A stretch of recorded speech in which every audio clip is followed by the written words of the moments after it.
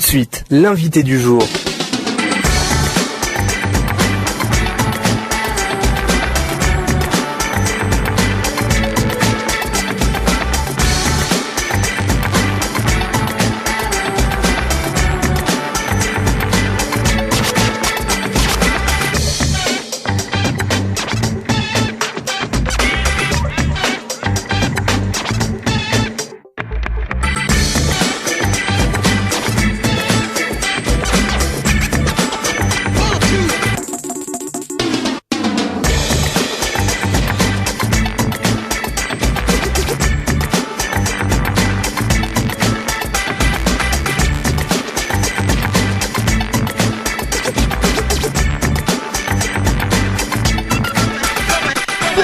Notre entretien aujourd'hui, je vous propose de le faire en jetant un œil sur le site internet de Rawvergnat qui s'écrit Rawergnat. Bravo, sans erreur. Je vous présente nos invités. Alors il s'agit de Gaël, Thomas, Jean-Philippe, Antoine, Damien, qui arrivera peut-être, et Manon. J'ai cité tout le monde 1, 2, 3, 4, 5. Oui, présent, c'est bon, oui. C'est ça. Ouais. Vous allez bien ? Très bien. Ouais.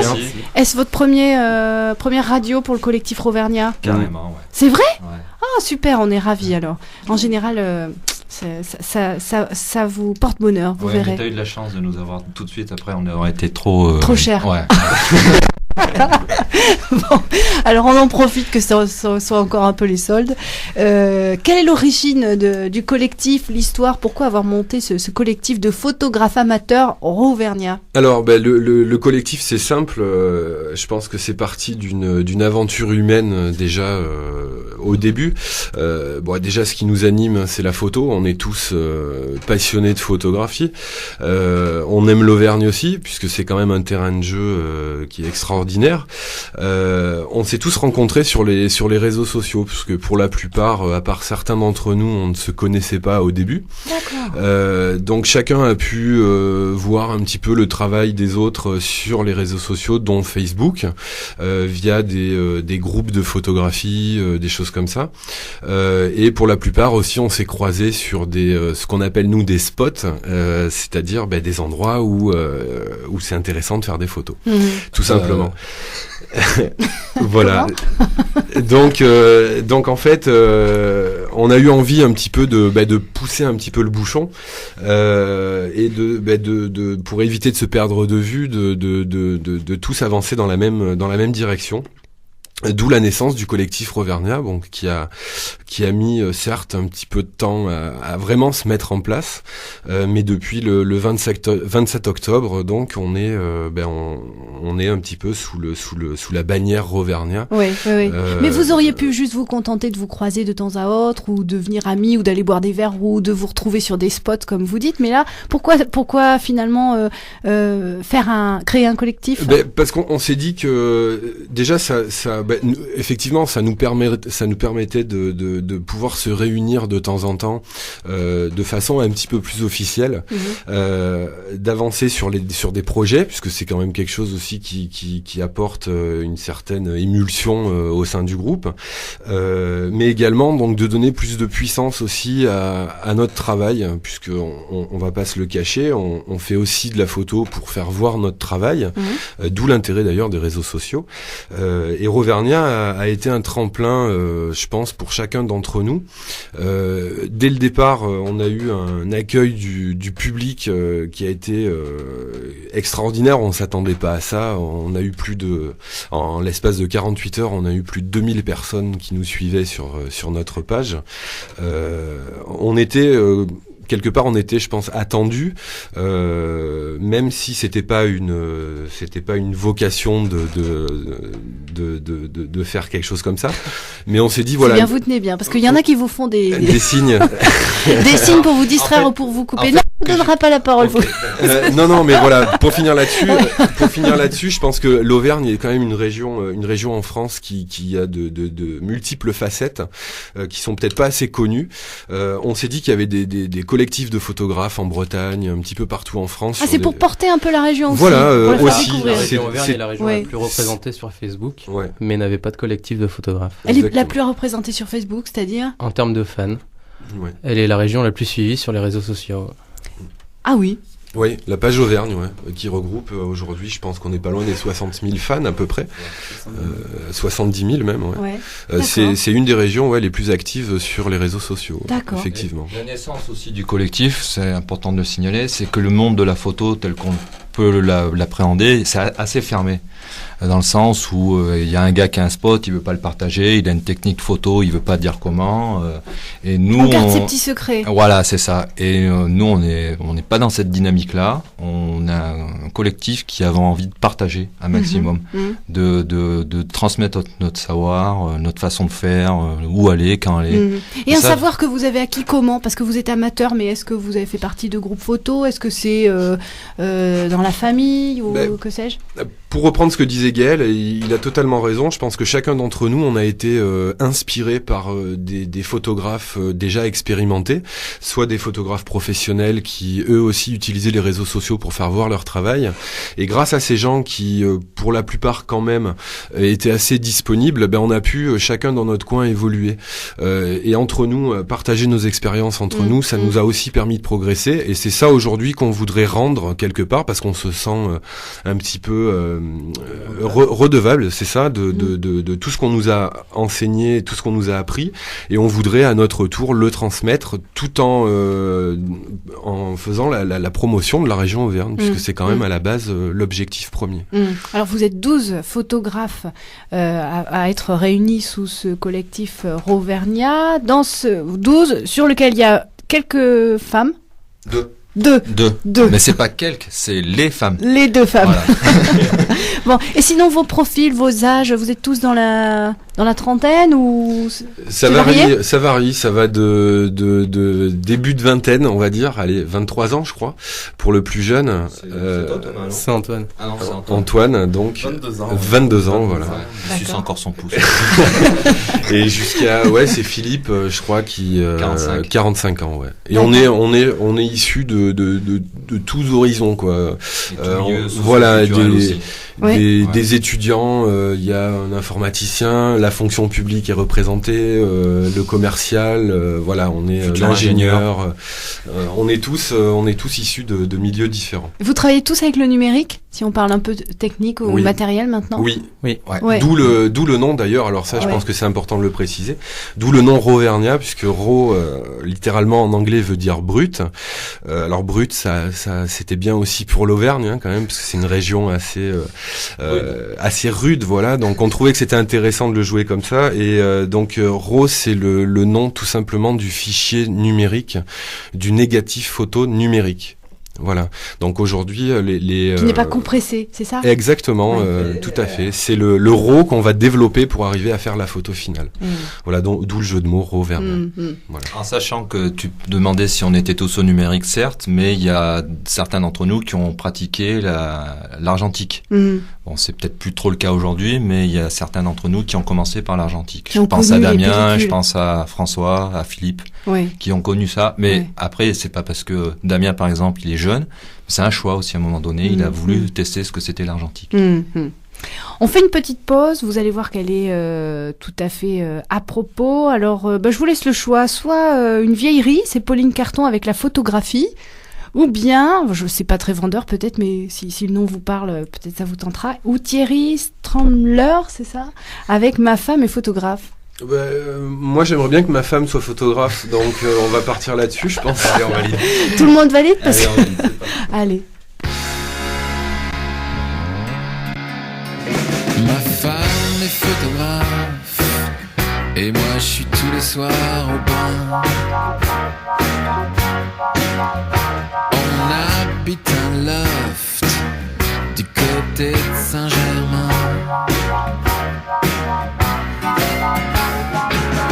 On a des amis communs avec Julien Clerc et tout le gratin du showbiz de la mode. J'ai eu des propositions à la télévision, au ciné, chez Virgin.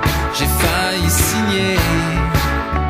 Ma femme est photographe et moi je suis dans la création. L'autre jour j'ai clopé avec Thierry Amiel. passion.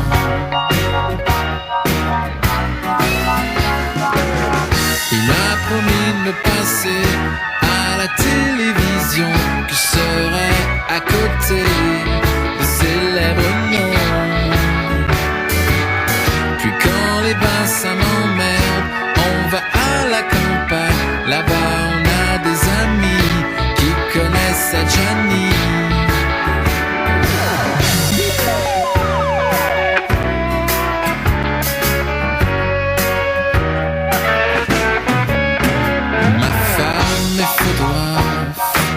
C'est elle qui signe les autographes. Et moi je suis là, trop là, hélas. Mais j'ai déjà d'autres projets, des décors de studio, passer chez de Chavannes ou chez de l'ISO. Et puis y a un chanfort qui trouve que je suis fort, qui voudrait m'engager pour faire des tournées, des télés. Ma femme est photographe.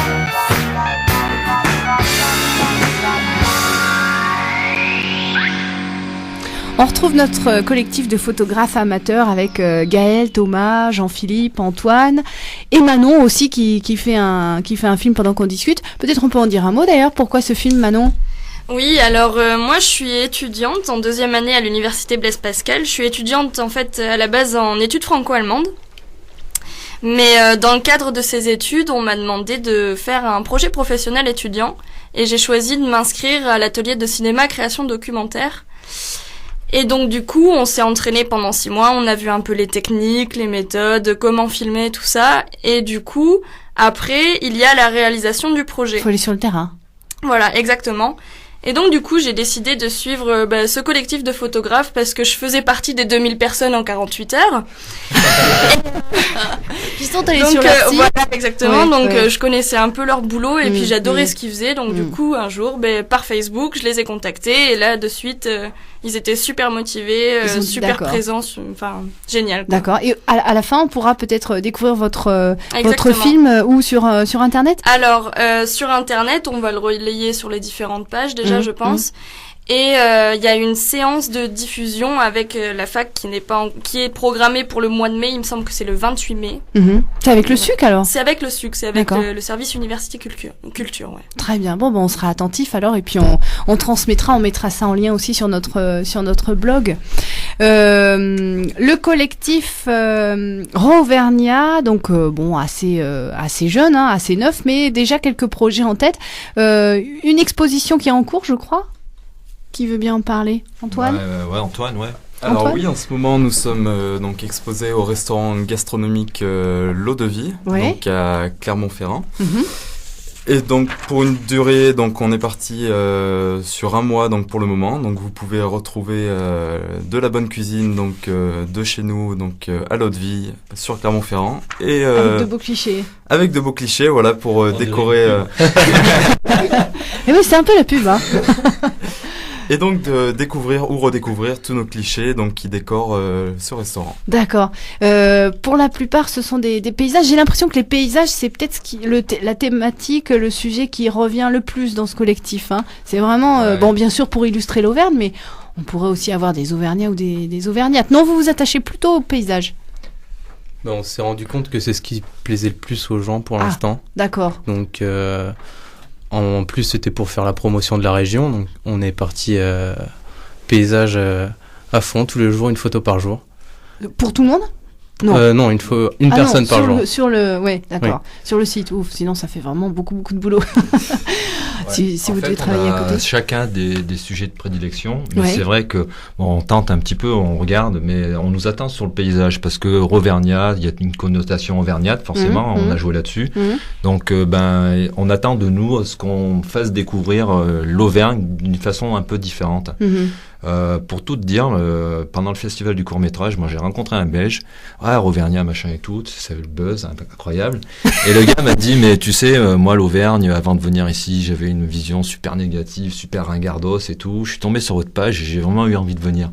Et ce genre de choses-là, voilà quoi, ça te rebooste à 400%, et c'est pour ça qu'on propose du paysage. Mais c'est vrai que sinon on fait de l'architecture, on fait de l'art religieux, enfin il y a tellement de choses, de disciplines dans la photo. Il y en a qui touchent en portrait, en proxy, enfin, mais c'est vrai que proxy, c'est de la macro-photographie. Peut-être Antoine ou Jean-Philippe. Très gros plan. Ouais. Très gros plan. Ouais. On n'en a pas vu tellement sur votre site, enfin, où je suis pas trop tombée dessus. Quelques-unes, mais le paysage marche beaucoup mieux, donc la fois d'après, on repart sur du paysage. Ouais. Ce qu'il y a, c'est qu'on fait pas forcément les choses pour plaire non plus. On a un autre style, mais c'est vrai que on vient de débuter. Donc, avant qu'on se fasse notre public, parce que c'est un public qu'on a sur Facebook, il faut donner un peu ce qu'ils veulent voir.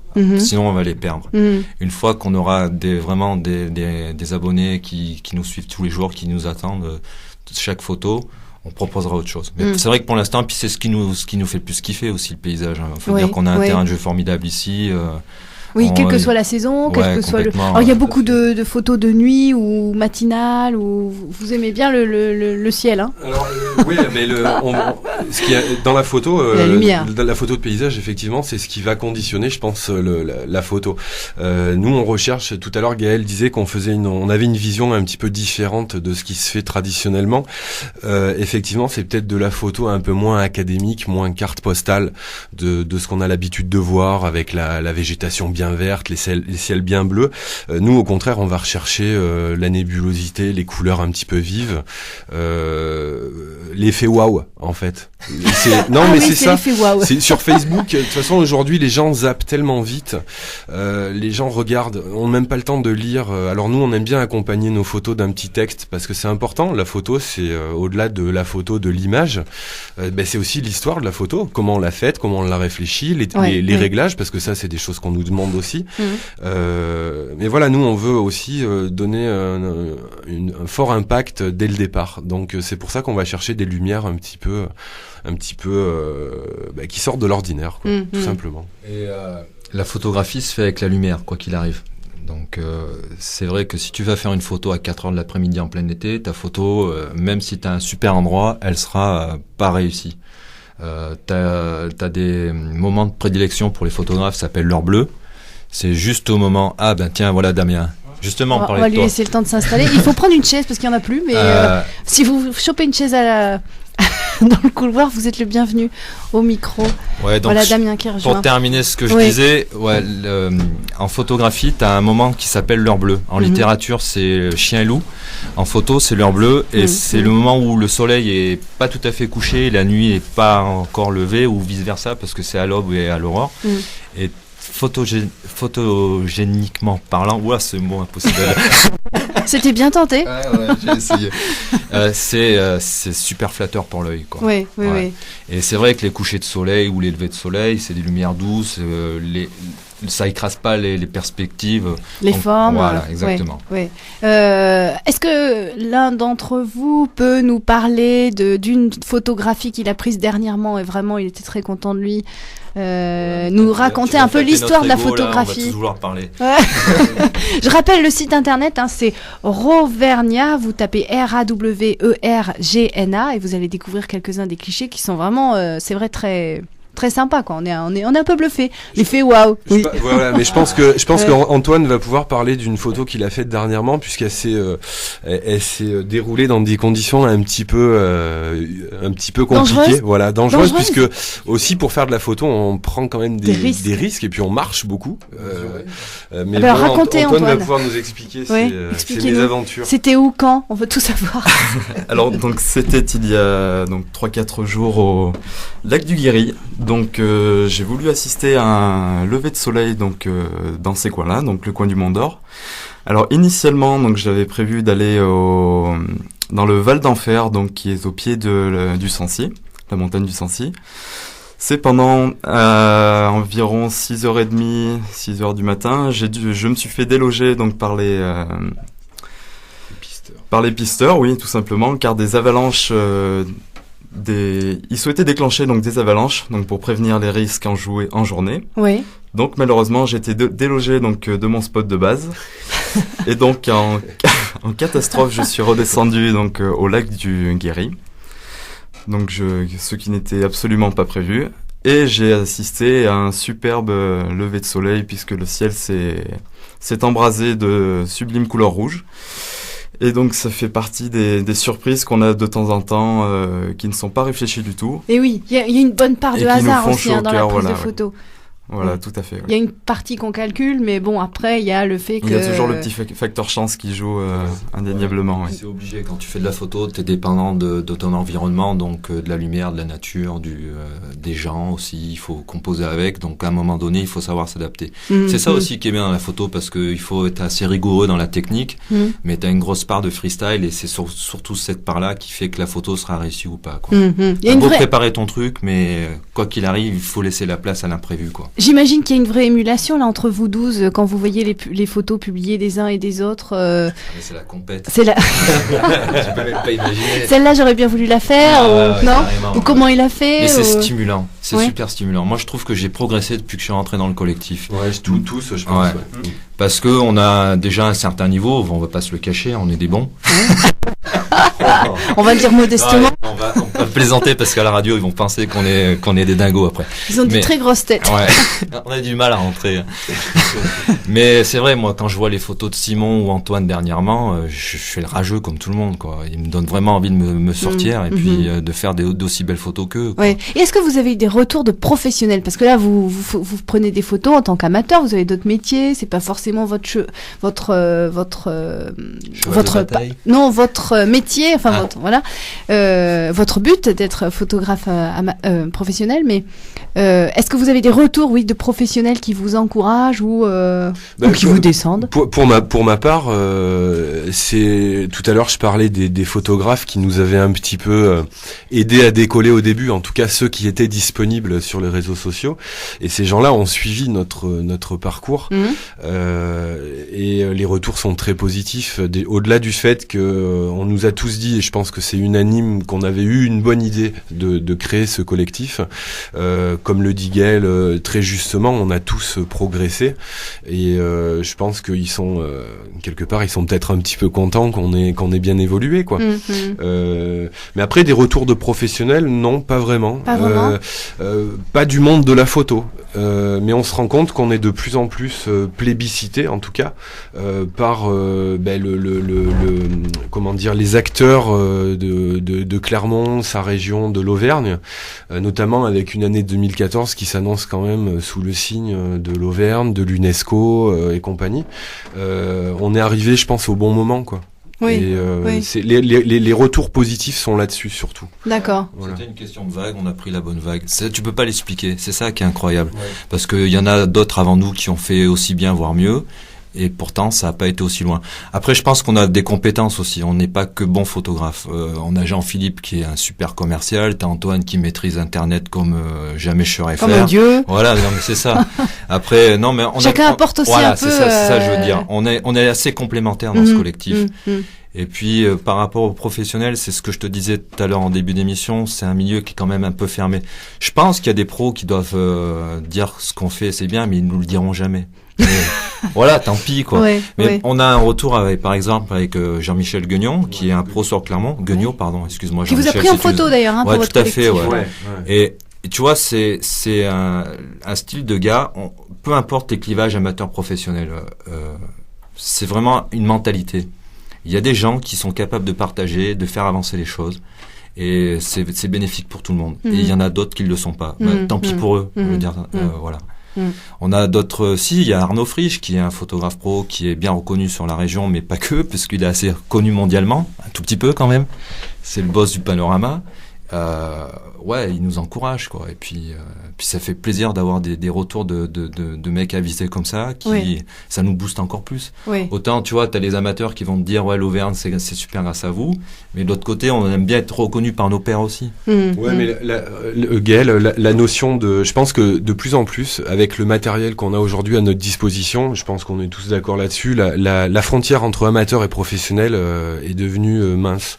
Mince, ça va peut-être pas faire faire plaisir aux professionnels, mais les professionnels, voilà, ils prospectent, ils ont un métier. Nous, c'est pas notre métier, mais en termes de qualité de photo, je veux dire, on a eu l'occasion de recevoir des gens comme, sûrement que ça parlera à beaucoup de gens, mais Patrice Mestari, qui est un photographe hors pair de montagne et de paysage. Il est pas professionnel, mais il fait un travail. Il a été exposé sur le stand Canon, si on a le droit de citer la marque, du salon de la photo. Je crois que t'es obligé d'en citer d'autres.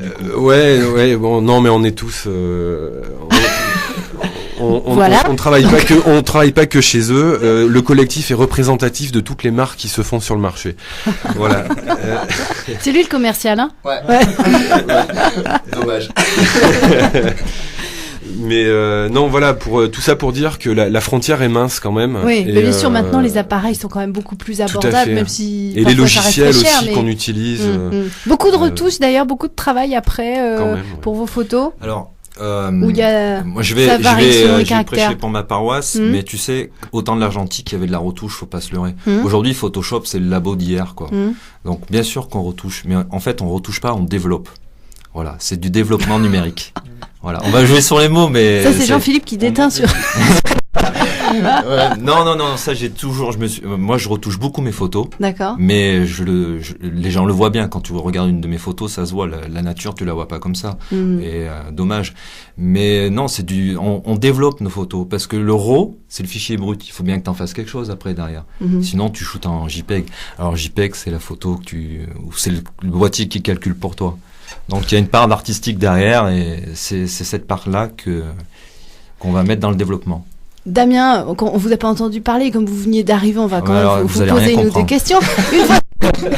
Une de vos dernières photos dont vous êtes particulièrement content, elle a été prise dans quelles conditions? C'était où? Expliquez-nous un peu son histoire. C'était à Cournon, oui. À la médiathèque Hugo Pratt, avec Gaël, François, du collectif aussi. Philippe et Manon.